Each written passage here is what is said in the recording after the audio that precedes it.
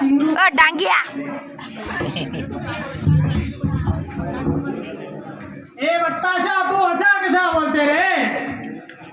अरे मेल्या गुंडा तुझ्या गाच्या मानसी नितनावर मातीच्या देवळात येणार आहे.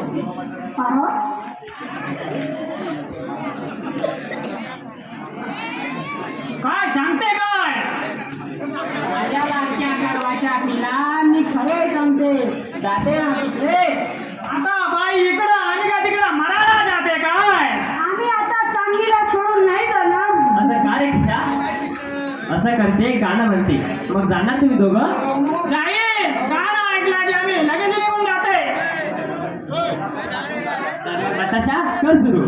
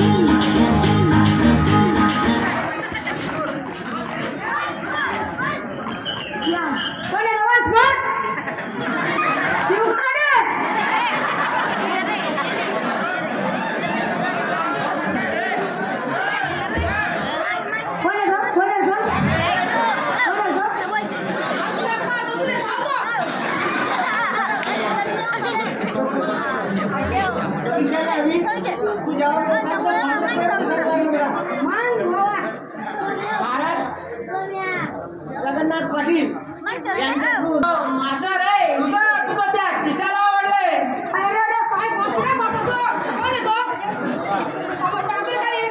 आता जाताय ना दोघं?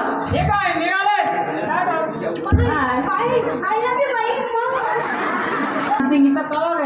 येईलच आता. एक विचारू तुला विचार. तुझा जीव जगला आहे त्याच्यावर अशी चिडलं भैया शंका आली म्हणून मी विचारलं. मला काय मिळाला घरनादार ना बायको ना नवरा एकटाच लढणार म्हणून तुझ्या मागं फिरतेयास आणि आपुलकीला पुसतेयास. त्यांनी बाय त्याने गेला विचार. बताशा विषय काढलं कर राहिलं भैया मला जीव राहत नाही म्हणून मी मेला बोललो. तर तुझं आहे असं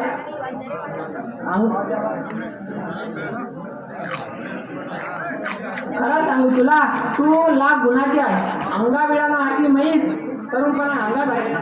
अच्छा येईल बताशा माझं हे तोंड राहत नाही मला तुझ्या भल्यासाठी बोलतो या तर तोंड नेत नाही बस बस या त्या मेल्या गाण्याच्या नावानं रडत आयुष्यभर तशावर मी काय करू रे बस म्हणून रडत आयुष्यभर जाते मी आता येईल तो ते करायचं ते कर खरंच काय निर्णय घेऊ मी निर्णय घेण्याची कधी मला संधी लाभलीच नाही लहानपणी खूप शिकावं वाटायचं आई वडिलांची खूप इच्छा होती आईनं मला साताऱ्याच्या बोर्डिंगला पण ठेवलं अशा एका जगत गुंडांनी तिला उचलून नेलं तिचं काय झालं ते देव जाणे आई गेली आणि शाळा संपली पायात घुंगरू बांधल्याने बापानं बोर्डावर आणले बापाला दारू गाण्याचा नाद तो त्या नादात मेला तो सुटला आपण माझं काय काही माणसं जन्माला दुःखात काढून घेऊन येतात का नाही माझंही स्वप्न आहे मला इतर स्त्रियासारखा संसार करायचा आहे जेव्हा आमच्या श्रम होत नसतं का रे का डोळ्यात श्रम बघून तू पाऊल होत नाही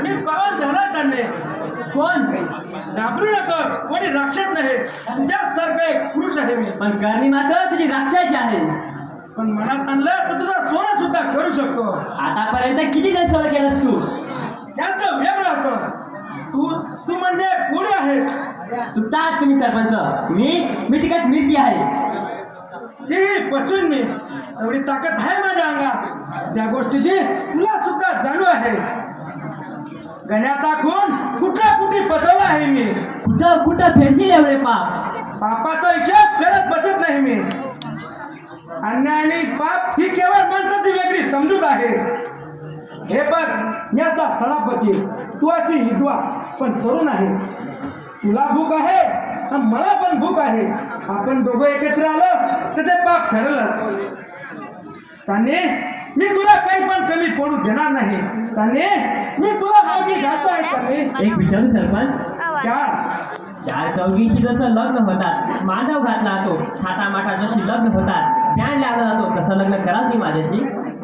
मग मी अगं इतका वेळा नाही मी तुझ्याशी लग्न करायला निघाला नांग्या कोळ्याच्या माणसा तुला माझं शरीर हवं तो पत्नी म्हणून नको जा गिदळा जा तुझ्याकडे पात्र सुद्धा वाचते या अच्छा म्हणजे तू माझा हेतू समजून आहेस आता पाहतो कोण आडवा येतात ते त्या दिवशी गण्यावर आला हॉटेलला विचारला स्वर्गाला आज कुणाचा नंबर लागतोय कुणाच ठाऊक आज लागला तर तुला नंबर लागेल सरपंच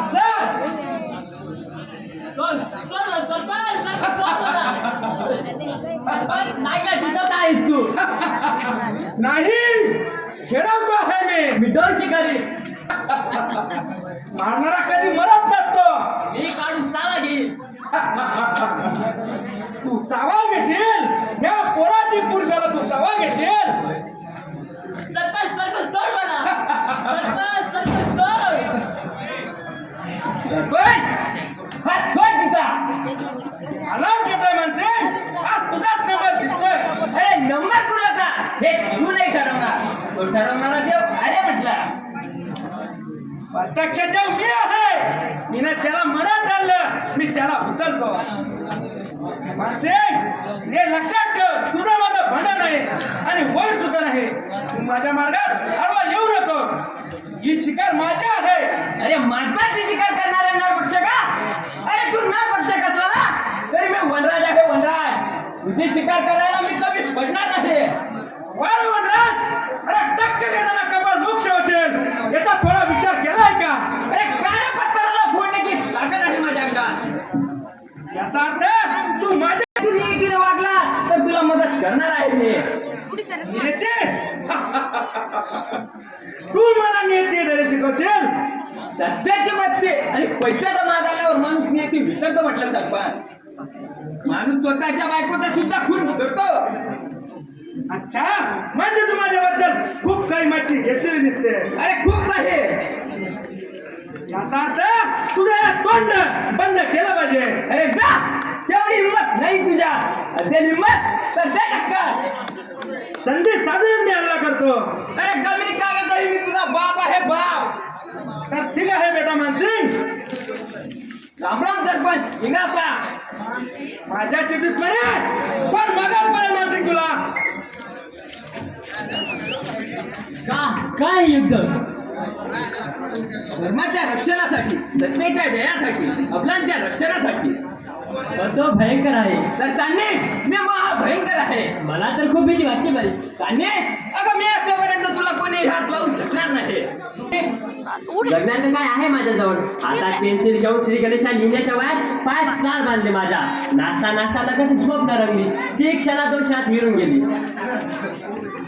चांदणे अगं मी फार मोठी चूक केली चांदणे. मला वाटतं तुझं लग्न झालं, हक्काचं मंगळसूत्र मिळालं की समाजाची नजर तुझ्याकडे पाहताना दिसले, पण ते मी तिला बघवलं नाही गेला. नियती तर माझं आयुष्यभर छळ करणार आहे. त्यापेक्षा मी आत्महत्या केली तर. चांदणे असं बोलायचं नाही. तू करशील माझ्याशी लग्न? नाही चांदणे. का नाही करणार? मी समाजगीत आहे म्हणून, का मी गोडावर नाचते म्हणून, का मी खालची सराची आहे म्हणून, का मी विधवा आहे म्हणून? कसं सांगू का चांदणे मी तुला? माझ्या काटातील दुःख शब्दात कसं मांडू? माझ्या वेदना मी कशा स्पष्ट करू? काही गरज नाही त्याची. केवळ शब्दात पोट नाही भरत माणसाचं. जाते मी. थांब चांदणे. का थांबू? काय राहिलंय बाकी आता? रस्त्याला भेटणाऱ्या एखाद्या लुड्या लंगडीत बांधायची मला? कसलाही मी केवळ रखेल दिसती. चांदणे अगं चांदणे माझ्या डोळ्यातील अथरूंची शपथ घेऊन सांगतो तुला, नको गो बोलूस असं. मी कोण आहे काय आहे हे जर तुला सांगितलं तर तुझं शरीर अगदी गाठून जाईल. मग तू का सांगत नाही मला? तेही कारण सांगू शकत नाही चांदणे मी. शेवटी तू पुरुष आहे. शब्दाचा चक्रव्यूह स्त्रियांना पकडून त्यांना अमानुष्य करत तुम्ही पटायतात. नाव गाव सांगायला नाकार, लग्न करायला नाकार, फक्त लागायचीच नजर. चांदणे अगं या जगात सारे लांडेच नसतात, काही स्त्रियाही असतात आणि काही राम श्रीकृष्णही असतात. केवळ लग्न झालं, संसार साठला, मुलं बाळा झाली म्हणून भरून पावलं. अरे पण मी आपला कुणाच्या आधाराने जगू? अगं या मानसिकच्या तुझ्यासारख्या दहा बहिणींना सामान्याचं बळ आहे माझ्यासाठी. चांदणे भावाच्या आदराने बहिणीचा कधी वेळ वाढत नाही. मुलगी तरुण झाली, तिला हक्काचं घर हवं असतो, संसार हवा असतो. मी स्वतःचा संसार नाही चालू शकलो चांदणे, पण भावाच्या वडिलाच्या मायेने मात्र कन्यादान मात्र करू शकतो. मानसी